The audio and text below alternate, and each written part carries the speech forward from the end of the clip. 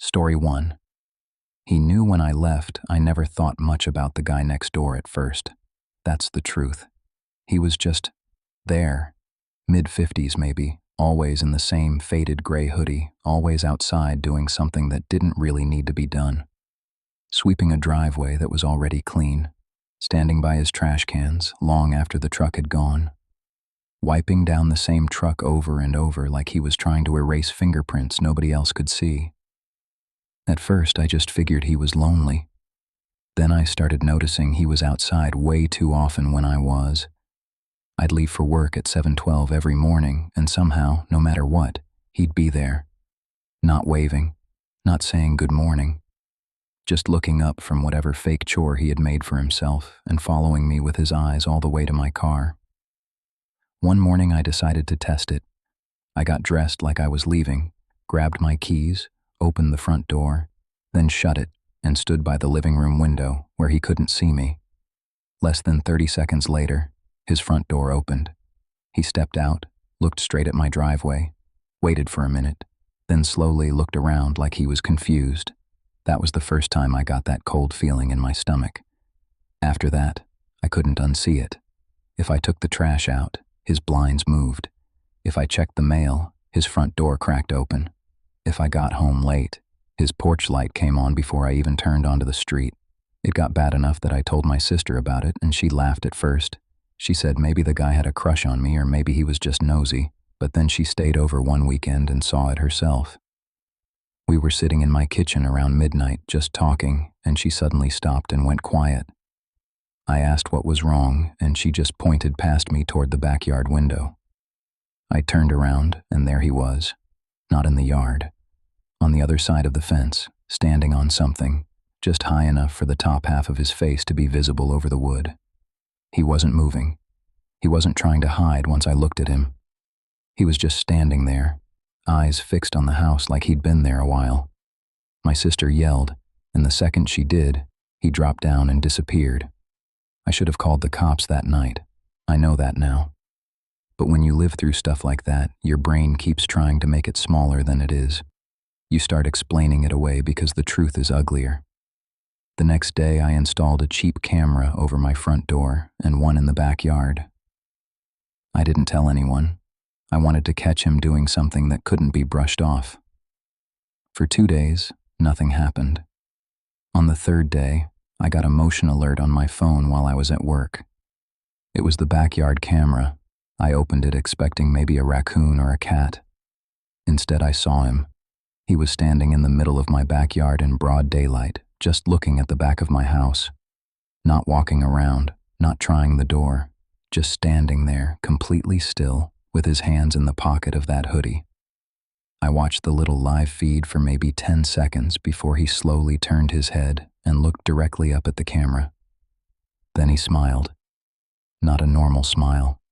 Not embarrassed, not, "You caught me."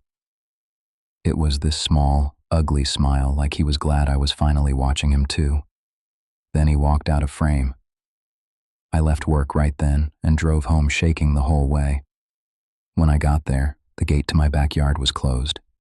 Everything looked normal. Too normal. I checked the back door, the windows, the shed. Nothing looked disturbed. But when I stepped inside my kitchen, I froze. One of my cabinets was open. I know that doesn't sound like much, but I live alone, and I'm obsessive about shutting everything before I leave.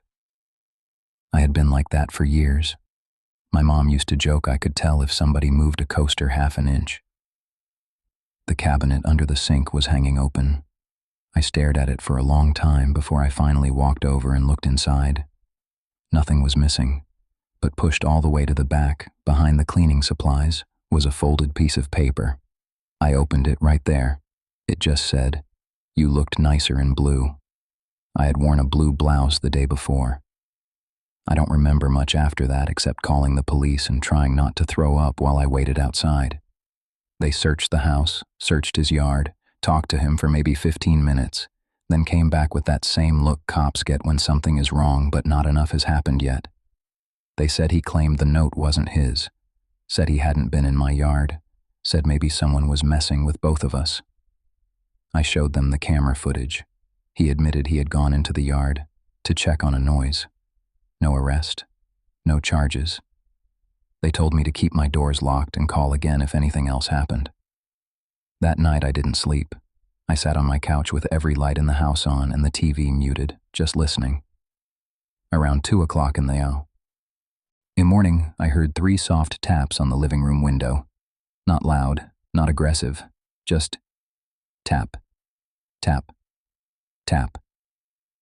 I turned my head slowly, and there he was, standing inches from the glass. That same gray hoodie, same small smile. But what made my blood run cold was what he was holding, a set of keys. He lifted them a little, like he was showing them off. My spare keys had been hanging inside the cabinet by the back door that whole time. I called 911 while backing away, and I swear to God he didn't run. He just stood there smiling until the sirens got close. Then he stepped back into the dark like he was part of it. They arrested him 2 streets over before sunrise. Turns out he had been inside my house more than once. They found a notebook in his truck. My name was written inside it over and over. My work schedule, what time my lights usually went off, what rooms I used the most, what I wore on certain days. And on one page, written neat like he was planning a grocery list, were the words, "Wait until she trusts the quiet." I sold that house 3 months later. I still check my windows every night. And to this day, if I leave at the same time more than 2 mornings in a row, I change it on purpose. Because once you realize somebody's been building their day around yours, you never feel alone in your own house again. Story 2, the noise in the wall. When I moved into that duplex, I thought I got lucky. Cheap rent, decent neighborhood, older place, but clean. The landlord told me the guy on the other side had been there for years and mostly kept to himself. That sounded perfect to me. I was working long hours then, and the last thing I wanted was drama. The first week was normal. Second week, I started hearing scratching in the wall between our units. Not loud. Just enough to notice when everything else was quiet. At first I thought it was mice, old building, thin walls, whatever. But then it started happening at weird times. If I was in the kitchen, I'd hear it from the kitchen wall. If I went into the bedroom, 10 minutes later, it would come from that wall. It was like the sound was following me. One night I knocked on the wall as a joke, just to see if maybe my neighbor was hanging something up or moving furniture. The scratching stopped instantly. A few seconds later, I heard 3 knocks back. I remember standing there smiling at first, thinking, okay, at least now I know it's not rats. I knocked once. He knocked once. I knocked twice. He knocked twice. And that should have been harmless, right? Just stupid apartment nonsense. But for some reason, that little exchange made every hair on my arms stand up. The next day, I met him for the first time. I was getting groceries out of my car when his front door opened. Tall guy, thin, real pale, looked older than I expected, but not old. He had this tired face like he never really slept. He nodded at me, then glanced at my bags. "Late dinner," he said. I just kind of laughed and said, "Yeah." Then he looked at my left hand and said, "You should get that cut looked at." I had sliced my finger opening a package earlier that day at work, but it was covered with a Band-Aid under the grocery bag handle. There was no way he should have known. I asked him how he saw that, and he just smiled a little and said, "Thin walls." Then he went back inside. After that, I started noticing things. If I was on the phone, I'd hear movement against the wall, like he was standing there listening. If I watched TV late, the scratching would start behind wherever I was sitting. If I got up to use the bathroom in the middle of the night, I'd hear a soft drag inside the wall beside me. I finally complained to the landlord, and he rolled his eyes like I wasn't the first one. He sent somebody out, but they didn't find any animals. No nest, no droppings, nothing. That should have made me feel better. It didn't. A few nights later, I woke up to a sound right beside my bed. Tap, tap, tap. At first I thought it was rain, but then I realized it was coming from inside the wall at head height. I just lay there staring into the dark. Then I heard his voice, quiet, almost whispering. "Are you awake?" I shot out of bed so fast I nearly fell. I didn't answer. I just backed away from the wall. Then he whispered again, "I know you are." I called the police, and by the time they got there, his apartment was quiet. He told them he'd been asleep. They looked around, didn't see anything illegal, and left. One of them even told me maybe I'd had some kind of half-dream. But the next afternoon, I found proof that I hadn't. There was a small square cut into the back of my bedroom closet wall, low enough that hanging clothes covered it unless you looked hard. Somebody had sliced the drywall clean and pushed the piece back into place. Behind it was insulation, and inside that insulation was a narrow, hollow space between the units. And inside that space were cigarette butts. Fresh ones. I don't smoke. That night I shoved my dresser in front of the closet and stayed at my friend's house. The landlord acted shocked the next day, said he had no idea how that got there, said he'd repair it immediately. I told him I wanted out of the lease. He pushed back until I threatened to call the city. Before I could move, I had to spend one more night there. I didn't want to. I really didn't. But I needed clothes for work and some paperwork, and I stupidly thought if I was in and out before dark, I'd be fine. I got there around 6:30. My front door was unlocked. That was the first thing. The second was that the dresser I'd shoved in front of the closet had been moved back exactly where it used to be. Not tipped over, not messy, just gently put back. I remember standing in the bedroom doorway, feeling like I had walked into somebody else's memory of my room. Then I heard movement in the wall, not scratching this time. Breathing, slow and steady. I ran out of that room and grabbed my phone, but before I could dial, I heard his voice right behind the wall again. "You weren't supposed to come back yet." I bolted outside and called 911 from my car. This time they came fast, maybe because I sounded like I was dying. They forced entry into his unit. There was nobody inside. But in his bedroom, against the same shared wall as mine, they found shelves. Not furniture shelves, homemade ones built into the studs, little storage spaces between the walls.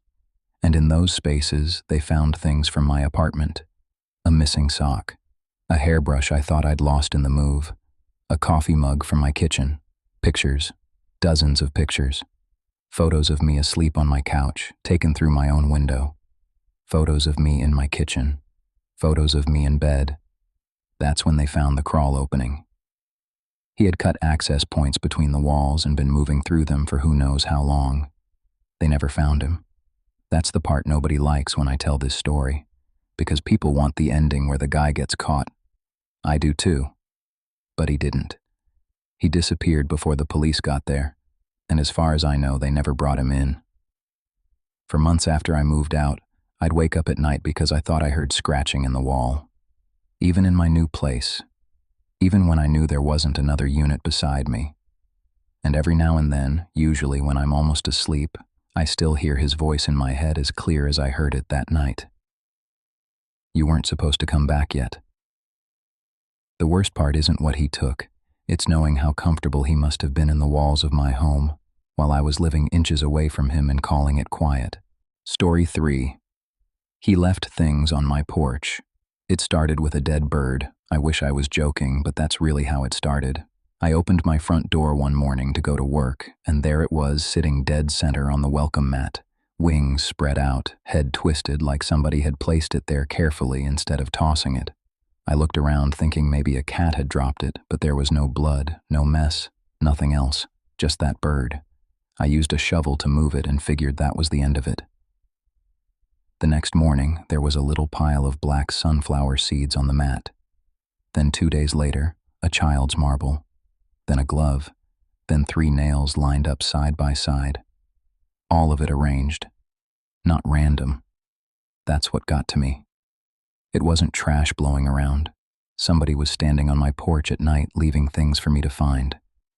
I bought one of those cheap motion lights from the hardware store and put it over the door. That same night, around 1 a.m., it came on. I checked through the peephole expecting to see some drunk idiot or teenagers. Instead, I saw my neighbor from across the street. He was standing at the bottom of my steps, just looking up at the house. I'd seen him before, of course. Everybody on the street had. Quiet guy, lived alone, always wore those wire-frame glasses that flashed white when headlights hit them. He wasn't old, maybe early 40s, but there was something wrong with the way he carried himself. Too stiff, too deliberate. I watched him for maybe 30 seconds. He didn't move. Then he slowly reached into his pocket, bent down, placed something at the edge of my steps, and walked back across the street. The next morning, it was a Polaroid photo. Just a picture of my house, nothing written on it. I went over there that afternoon. I was angry, more than scared at that point, which is always the stage right before scared gets a lot worse. I knocked on his door and he opened it right away like he'd been standing there. I held up the photo and asked him if he thought this was funny. He looked at it, looked at me and said, "That's not your house." I actually laughed because it was such a stupid thing to say. I told him yes it was. He shook his head and said, "Not yet." Then he closed the door in my face. I called the non-emergency line and told them what was going on. They took a report, which didn't do a thing.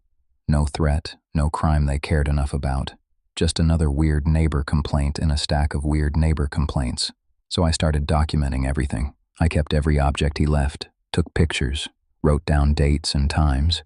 And once I started doing that, the things got more personal. A key with no label, a lock of blonde hair tied with thread, a packet of flower seeds with the word "wait" written across it in marker.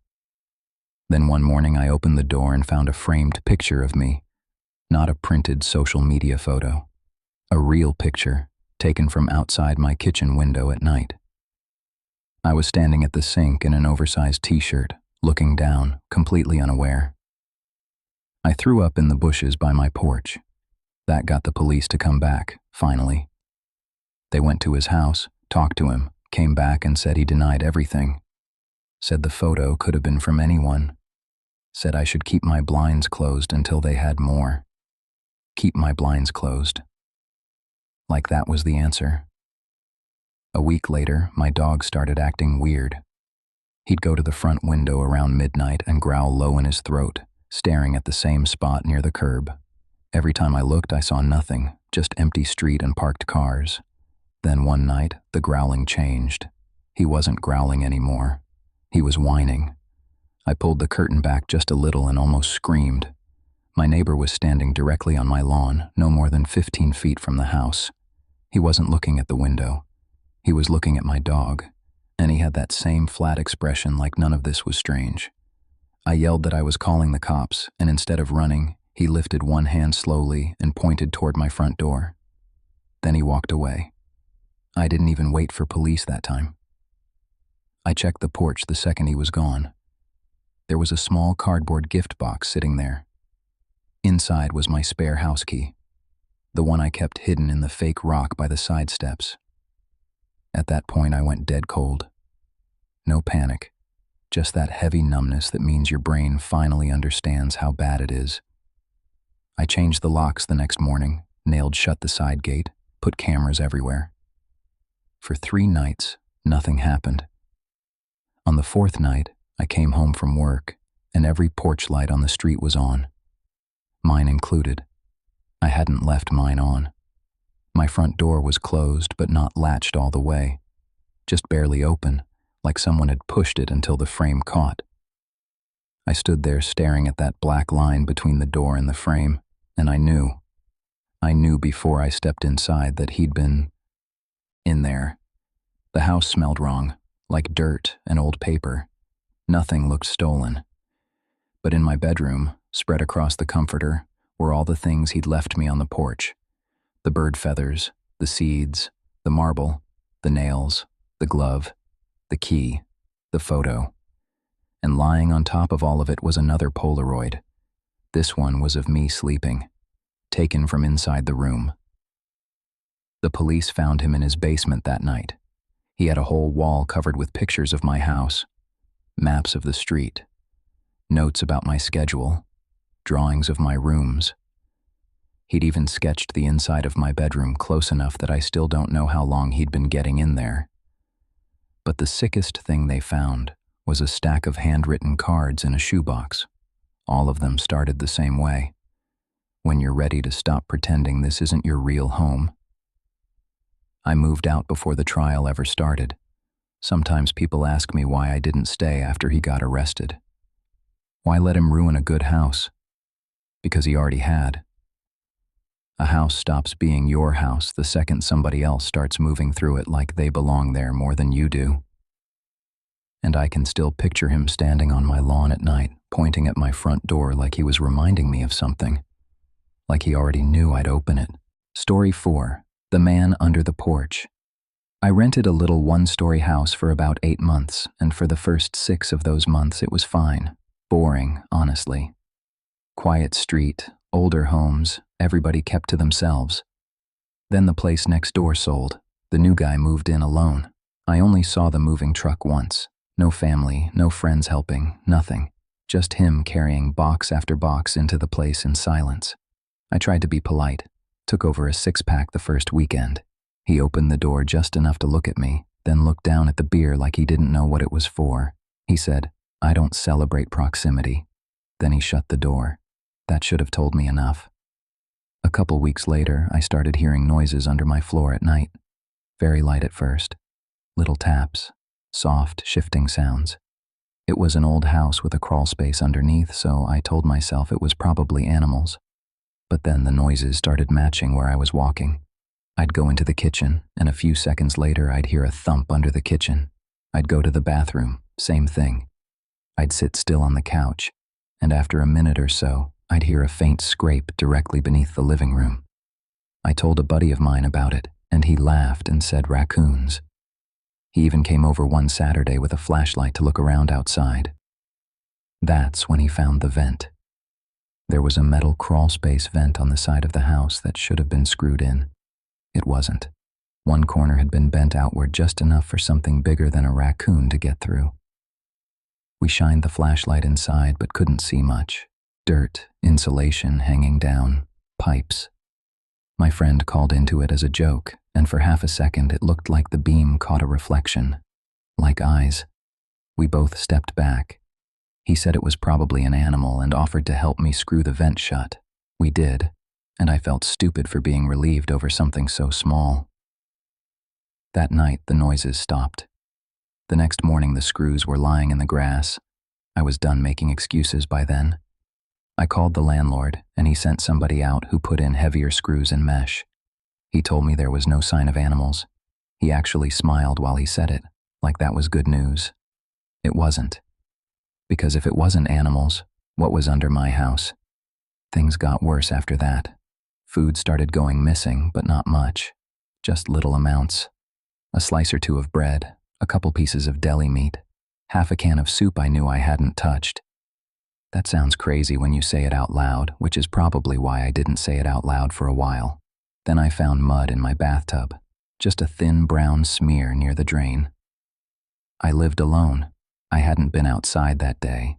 There was no reason for mud to be there. A few nights later, I woke up because I thought I heard somebody whisper my name. Not loud, not in the room. More like through the floor. I sat up in bed and listened so hard my ears hurt. Nothing.